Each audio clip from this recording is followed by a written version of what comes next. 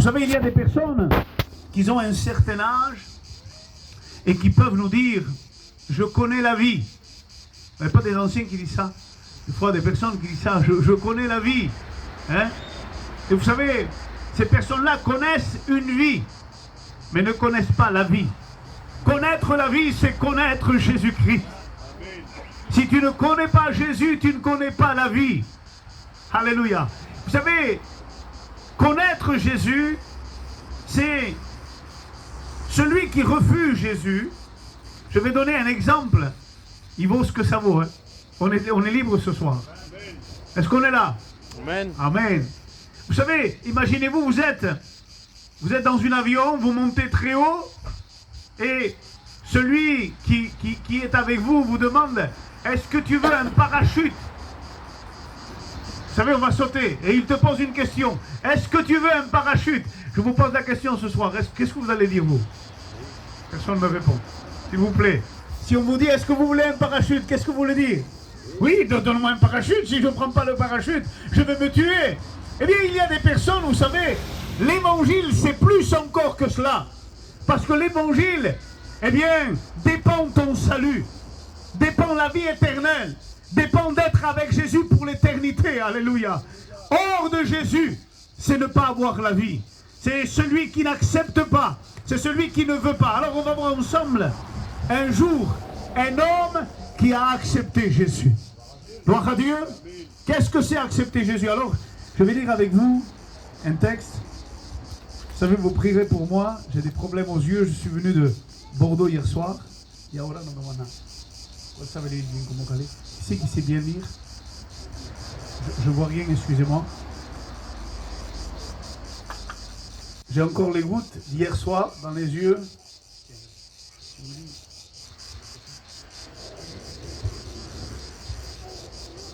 Après cela, il eut une fête des Juifs, et Jésus monta à Jérusalem. Or, à Jérusalem, près de la porte des brebis, il y a une piscine en hébreu qui s'appelle Bethsaïda, et qui a 5 portiques.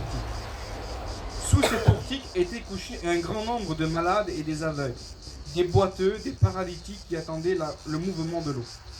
Car un ange descendait de temps en temps dans la piscine et agitait l'eau. Et celui qui descendait le premier, après que l'eau avait été agitée, était guéri. Amen. Quelle que fût sa maladie. Là se trouvait un homme malade depuis 38 ans. Jésus, l'ayant vu coucher et sachant qu'il était malade depuis longtemps, lui dit, « Veux-tu être guéri ?» Et le malade lui répondit, « Seigneur, je n'ai personne pour me jeter dans la piscine quand l'eau est agitée. Et pendant que j'y vais, un autre descend avant moi. Lève-toi, lui dit Jésus. Prends ton lit et marche. Aussitôt, cet homme fut guéri. Il prit son lit et marcha. C'était un jour de sabbat. Alléluia. Gloire à Dieu, merci. Que Dieu te bénisse, mon frère. Amen. Béni soit Dieu. Béni soit Dieu. On prie le Seigneur. Amen. Tu pries le Seigneur.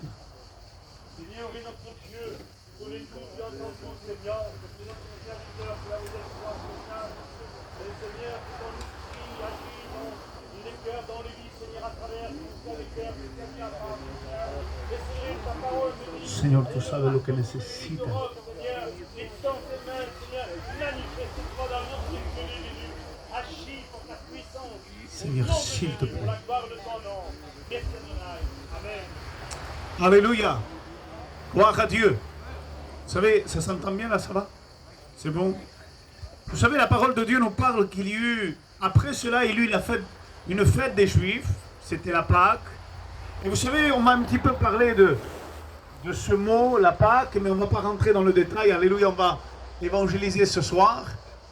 Vous savez, la Pâque, ça a commencé en Égypte. La Pâque n'a pas commencé en Israël.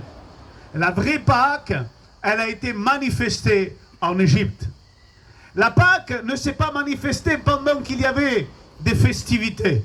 La Pâque ne s'est pas manifestée quand tout le monde était bien, quand tout le monde était joyeux. La Pâque est venue. Le mot Pessar est venu quand il y avait la tristesse, quand il y avait l'angoisse, quand il y avait la dépression, quand il y avait la maladie, quand il y avait les moments de difficulté, c'est là où la Pâque s'est réellement manifestée. Qu'est-ce que c'est la Pâque? Alléluia, on va voir ensemble. Lorsque Israël est asservi par les Égyptiens, est-ce que vous êtes en train de me suivre? Amen. Amen. Tout le monde est en train de me suivre. Alléluia. Je ferai ça souvent pour voir si on est ensemble. Gloire à Dieu. Ça va, on est toute de la famille ici. Gloire à Dieu. Amen. Amen. Vous savez, la Pâque, vous savez, ils étaient en Égypte et les Égyptiens tenaient captifs le peuple d'Israël. Ils étaient là, asservis. Ça veut dire sous l'esclavage. Et là, bien sûr, Dieu va parler à Moïse, et vous connaissez l'histoire. Et vous savez, il va y avoir des 10 plaies, mais la dernière plaie, vous savez, avant la sortie d'Égypte, Dieu va parler à Moïse. Il va lui dire ceci. Écoute, demain, vous allez sortir, vous allez prendre l'agneau, vous allez mettre du sang sur le linteau des portes. On ne va pas rentrer dans tous ces détails, c'est trop compliqué. Vous savez, on va parler simplement de ce que Jésus peut faire. Vous savez, il va mettre du sang sur les linteaux, et vous savez, l'ange destructeur, parce qu'il fallait que l'ange, quand il passe, lui, il ravageait tout sur son passage. Lorsqu'il rentrait dans une maison, la mort rentrait dans la maison. Lorsqu'il rentrait quelque part, tout était détruit. Vous savez, il se passe quelque chose, mais il y a une protection. L'homme va dire ceci: prends avec toi du sang de l'agneau et tu vas en mettre sur le linteau des portes. Et lorsque l'ange de la mort va venir à toute vitesse, lorsqu'il va venir pour rentrer, pour détruire ce qu'il y a à l'intérieur, le premier-né de cette maison, lorsqu'il va vouloir rentrer, ses yeux vont regarder une seule chose. L'ange destructeur va regarder une chose. Il ne va pas regarder les fenêtres, il ne va pas regarder de quelle manière tu es habillé, il ne va pas regarder qui tu es, il ne va pas demander quel est ton nom, il va regarder une seule chose. Si le sang est sur la porte, il va passer par-dessus. Il ne touchera pas à la porte. Il ne touchera pas à la maison. La parole de Dieu nous dit que l'ange était là. Et le mot Pessah, la Pâque, veut dire sauter par-dessus. Parce que l'ange destructeur, lorsqu'il était élancé pour détruire le premier-né de cette maison, lorsqu'il venait avant, il levait les yeux et il regardait le sang sur la porte et sur le linteau. Sur le linteau et sur la porte. Lorsqu'il voyait le sang, il sautait par-dessus. Il disait là, je ne peux pas y entrer. Pourquoi? Parce qu'il y a la signature d'un sang d'un agneau qui a été immolé pour qu'il soit sauvé. Laissez-moi vous dire une chose. Le peuple d'Israël a été sauvé, non pas parce qu'il s'appelait Jacob, qui veut dire surplanteur, non pas parce qu'il s'appelait soldat de Dieu, parce que le mot Israël veut dire celui qui lutte avec Dieu. Mais il a été sauvé de l'Égypte à cause du sang d'un agneau. Alléluia.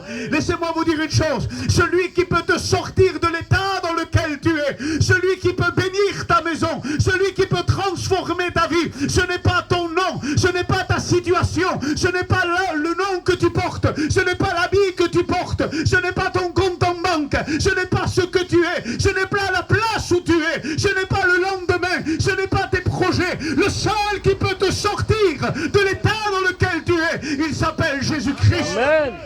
Il est le seul, alléluia. Il est le seul, alléluia. Israël n'a pas été sauvé à cause qu'il a ouvert la mer. Israël n'a pas été sauvé en disant, tu vois, moi je suis un tel. Non, il a été sauvé à travers le sang d'un agneau. Alléluia. C'est pas trop fort là? Ça va? Gloire à Dieu. Alors, vous savez, ils vont sortir d'Égypte. Et là, le trajet va commencer à se faire. Ils sont joyeux. Ils sont joyeux, ils sont sortis de l'Égypte. Et ils commencent à marcher. Et vous savez, ils vont arriver. On passe toute l'histoire parce qu'on n'est pas là pour commenter l'histoire. Mais ils arrivent à Jérusalem. Et là, on va établir, il dit, il faut se souvenir de ce jour-là. Chaque année, on va se souvenir de la Pâque. Chaque année, on va se souvenir qu'un jour, Dieu nous a sortis à cause de l'agneau. À cause de l'agneau, c'est pour ça qu'on appelle ça l'agneau pascal. l'agneau qui nous a sauvés, qui a fait sauter par-dessus l'ange destructeur et qui a racheté ma maison. Et un jour, alléluia, vous voulez qu'on rentre dans le message de la parole de Dieu? Amen. Vous savez, je ne vais pas être long ce soir. Et je vais être le plus simple possible. Vous savez, lorsque Jésus rentre, c'était la Pâque des Juifs. Vous savez, quand je lis le texte, enfin que je ne l'ai pas lu, mais je connais le texte, alléluia. Il dit, après cela, il y eut une fête. Je crois que c'est comme ça qu'il dit, à peu près, hein, excusez-moi. C'était la Pâque des Juifs. Et vous savez, il y a cette Pâque qui était pour eux. Un jour, ces Juifs-là, réellement, l'ange est venu dans leur maison, mais à cause du sang, l'ange est passé par-dessus. Et Jésus va rentrer à Jérusalem. C'était le jour où c'était la fête de la Pâque. On en a fait une fête. Vous savez, chaque année, on se réjouissait.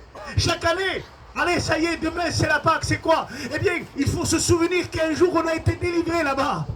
Alors il commence à faire la fête, il commence à préparer les pains, il commence à préparer les agneaux, il commence à tout préparer à Jérusalem.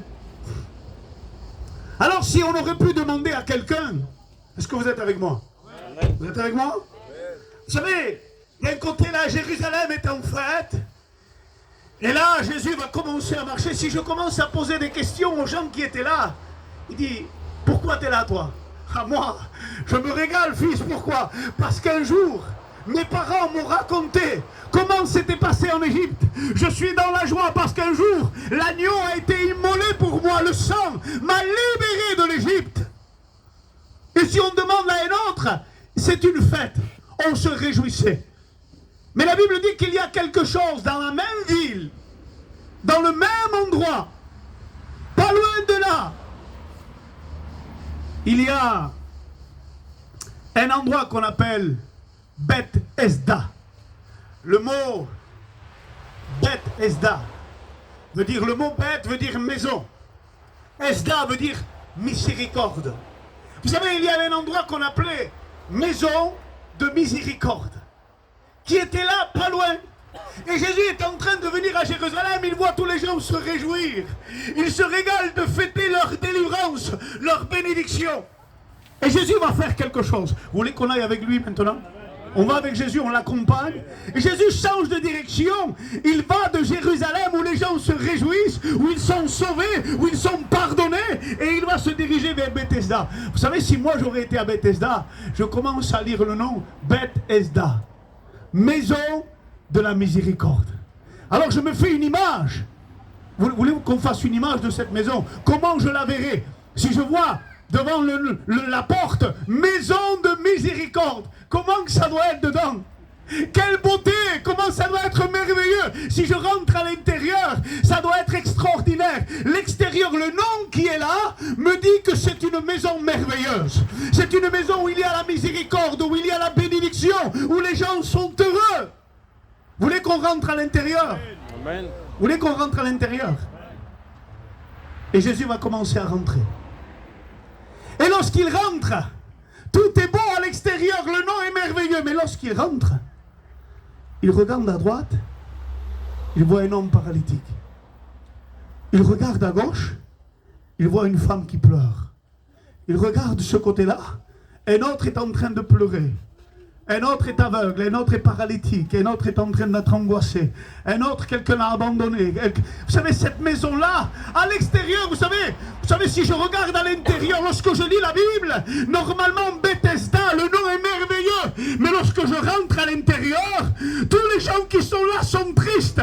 Tous les gens qui sont là sont en train de dire, Seigneur, pourquoi je suis comme ça? Pourquoi ma vie est comme cela? Quelle différence avec Jérusalem? Là-bas, les gens sont en train de se réjouir. Et là, ils sont en train de pleurer. Il y a deux endroits différents. Laissez-moi vous dire une chose. Aujourd'hui, dans la vie, il y a deux endroits différents. Il y a ceux qui disent « Merci à Jésus parce qu'il m'a pardonné. Merci à Jésus parce qu'il m'a sauvé. » Et il y en a d'autres qu'ils ont devant leur porte. La porte, c'est le visage. Il y a devant la porte le nom Bethesda, maison de miséricorde. On sourit. Mais lorsqu'on ouvre le cœur et qu'on rentre à l'intérieur, ce sont des pleurs, ce sont de la tristesse, ce sont de l'angoisse, ce sont de la dépression. Et vous savez, on rentre à l'intérieur et on voit toute cette misère Laissez-moi vous dire une chose. Cette maison-là s'appelle Bethesda, mais à l'intérieur, il n'y a rien de beau. Vous savez pourquoi? Parce que celui qui apporte la miséricorde s'appelle Jésus-Christ. Cette maison-là a commencé à dire: quel jour merveilleux! Pourquoi? Parce que jusqu'à présent j'étais une apparence. J'avais le sourire devant les gens. Je m'appelais Bethesda devant tous. Mais le vrai, celui qui apporte le salut, la vraie miséricorde n'était pas là. Aujourd'hui, Jésus était en train de se diriger vers elle. Alléluia. Et lorsque Jésus pose le pied à l'intérieur de Bethesda, le nom devient un nom qui est vrai. Tu veux la véritable miséricorde? Accepte Jésus dans ta vie. Tu veux la miséricorde? Laisse-le entrer. Alléluia.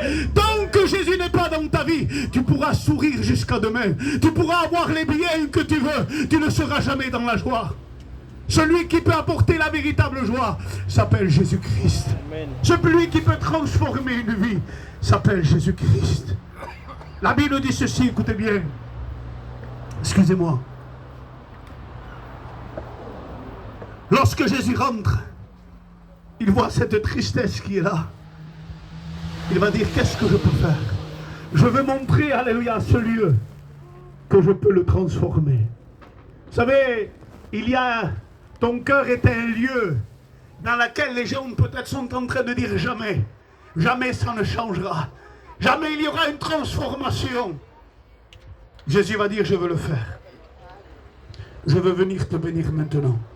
Je veux bénir ton foyer. Je veux bénir ta maison. Je veux changer ta situation.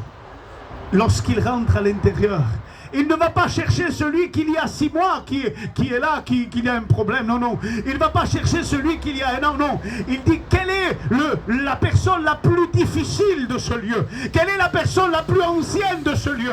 Et il y avait une personne qui était malade depuis 38 ans. C'était pas 1 an, c'était pas 2 ans, c'était pas 5 ans. Jésus n'a pas été vers celui qui venait de rentrer. Non. Il a été chercher celui qui était désespéré, celui qui n'avait plus d'espoir, celui qui n'avait rien à faire pour lui, plus rien n'avait fait, personne ne pensait plus à lui. Il était là et il disait: c'est lui là-bas, il n'arrive pas, il ne peut pas, il est paralysé, il est sur un lit. 38 ans, personne ne pensait plus à lui, mais Jésus venait de rentrer, et lorsqu'il rentre, il ne te méprise pas, il t'aime. Alléluia. Peu importe ton problème, peu importe ta difficulté, il pense toujours à toi.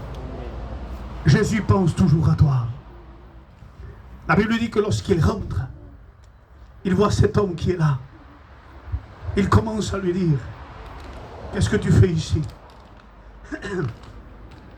Est-ce que tu voudrais être guéri? Seigneur, Jésus, tu me demandes si je suis guéri. J'ai plus la foi, j'ai plus rien. Je suis là. Excusez-moi, j'attends le mouvement de l'eau. Je suis en train de regarder. Vous savez, si on vous dit un jour, excusez-moi, si on vous dit un jour, écoute-moi, tu vois le réservoir qui est là. Si l'eau remue, si tu arrives à voir que l'eau remue et que tu te jettes à l'intérieur, tu seras guéri. Laissez-moi vous dire une chose, si je suis malade, 24 heures sur 24, je vais regarder si l'eau remue, oui ou non? Ses yeux étaient fixés. Ses yeux étaient fixés sur l'eau. Et cet homme-là, Jésus était en train de lui parler et lui, il regardait l'eau. Jésus était en train de lui parler et lui, il regardait l'eau. Jésus va le regarder, va dire: veux-tu être guéri?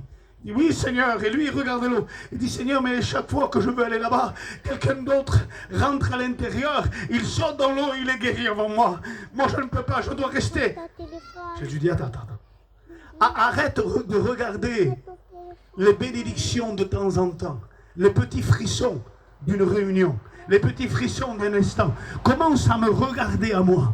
Change ta vision. Ne regarde plus une réunion ce soir. Tu dois avoir les yeux fixés sur lui. Pourquoi? Parce que Dieu n'est pas le Dieu d'une réunion, le Dieu d'un frisson, le Dieu d'une petite bénédiction. Non, il est le Dieu qui bénit aujourd'hui, demain, après-demain, d'ici 1 an, pendant 100 ans. Il est le Dieu qui bénit constamment. Il est le Dieu qui transforme. Il est le Dieu qui change les temps et les circonstances.